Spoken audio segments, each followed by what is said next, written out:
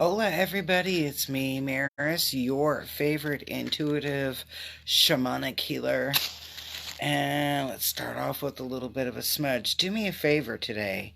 I would love for you to love this video, send me some stars, comment where you're watching from, follow, subscribe, and share. Yeah. Okay, and look at this. I'm breaking down. I got a silly match that's about to burn my finger off. But we got a little bit of smudge going here, so let's do a smudge before we start our reading. And then I want to smudge my cards too. Let's get a good overall clearing to them. They've been in the bag on the way here from Indian City to here, so I just want a little bit more smudge going here.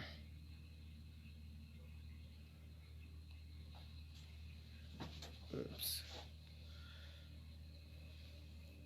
Okay. Alright, so there's for you. Just take it and bring it in close like that, and here's mine.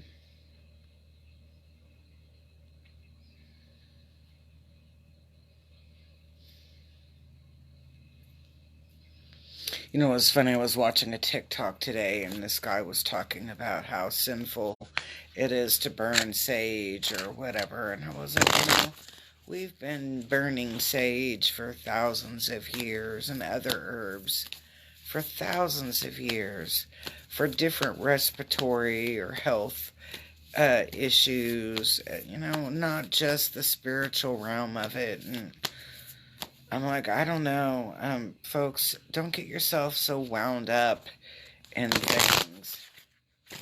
I mean, we can find the evil in all.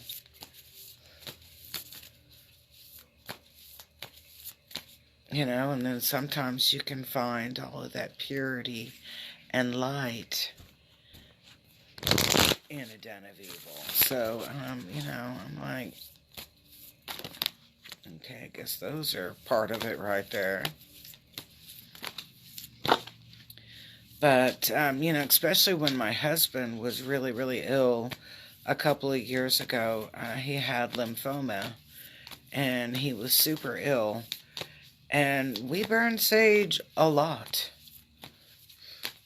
Not only for the spiritual reasons for my husband, but also for the fact that burning sage can kill cooties, okay? And so, I just kind of believe in it. Sometimes it's just good to clear the air, and burning sage or Palo Santo, sweetgrass, those are all excellent ways to clear the air. And I don't know so much about misappropriating. I think you use what you have that's local and near.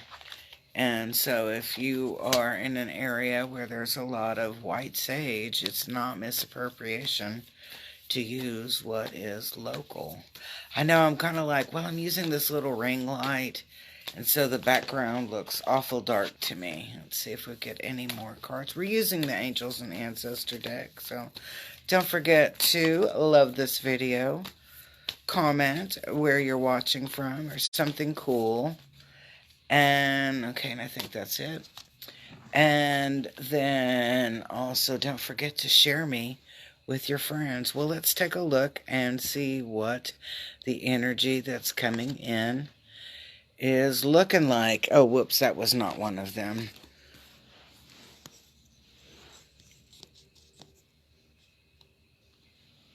Okay, and so we are starting out with here, and I'm going to make it a little bit bigger here. Well, here, I can just do this and make it a little bit bigger, right? Okay, so what we're looking at here is the broken arrow.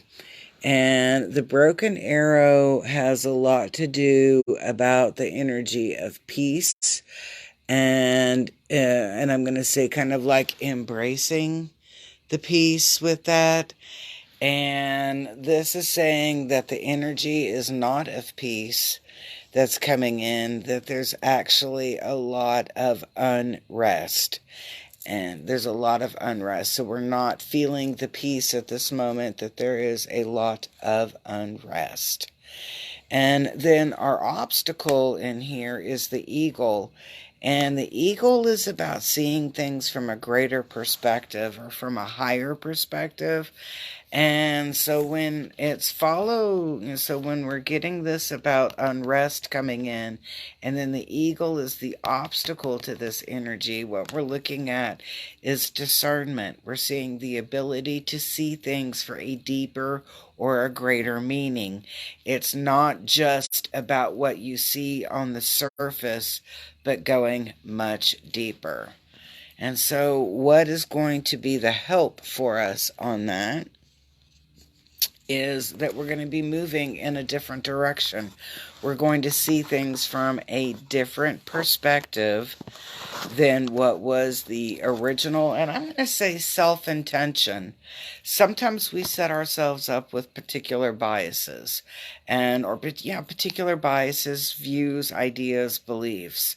And what we're going to see here in this twist is that we're going to start seeing things from a different direction or a different perspective. And then when we start seeing things from a different perspective, we're going to be hitting into a moment or a time of confusion. A time of confusion. And that's kind of like a little bit of self unrest. However, this confusion I don't feel like will stay for very long. I think that it is something that at first is very mind-boggling, going back into that thought process of confusion. But what I also see coming up through that is that you kind of take a ground or stand a ground and start focusing on what I'm going to call the important details. So the minutia that sometimes people give us, as an explanation or a filler, we don't really require that. We don't need that. We can overlook that and look forward and start putting on focus on what is real or a reality. Hey, how are you? So nice to see you. All right, so I like this card. So it's like, even though we're in a state of unrest and unsettlement, and we're getting just bombarded from all different, aspects, the cool part here is that we're going to be able to see through that, what I call minutia, the junk, and we're really going to be able to focus on the things that are real or validated with the truth. Now, Medicine Mother, when I see her roll around, and we're talking about coming out of a time of disillusionment, a time of, being bombarded with all sorts of information. Some of it's true, some of it's not. The Medicine Guardian talks about trusting who you are from the inside out. From the inside out, not how you are being manipulated. And manipulation is not always a bad word. I mean, manipulation can be like my shoulder's out of place, and you're going to manipulate it into place. Hopefully it'll be in the proper alignment, right? Okay, so when I'm talking about the word manipulate, I want you to think of it as manipulating the shoulder. So when we're getting manipulated from external things, even if it's a positive manipulation, that a lot of times we lose a little bit of ourselves in that, and that is where a lot of doubt comes from, because then we really start to question not what we believe, but why we chose not to go with what we know on the inner or the inner knowledge. So that's what this one is in reference to. And then I'm going to say this, and this is a really good card, I'm looking at, we got a couple of guardians here and a couple of guardians back to back. So this is about arming up. And when I'm saying arming up, it doesn't always mean like go get your guns and put your armor on or whatever. Yeah, you can, if that's what makes you happy on that. But this is about ensuring that all of your I's are dotted and your T's are crossed, and that you have everything that you need in case of fill in the blank. And I'm going to pick on Annie. Annie, oh my God, that's my god sister. I love this lady. And everywhere Annie goes, Annie has like this huge bag, and you're like, what the heck? Oh, hey, happy birthday, Serena. Every time we go somewhere, Annie always has everything you might need in case of in that silly bag.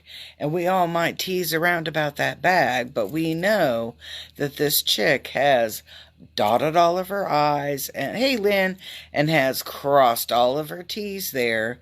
And with that, that's what this is talking about, ensuring that you have looked at everything and to trust what your gut is telling you. Trust what your gut is telling you.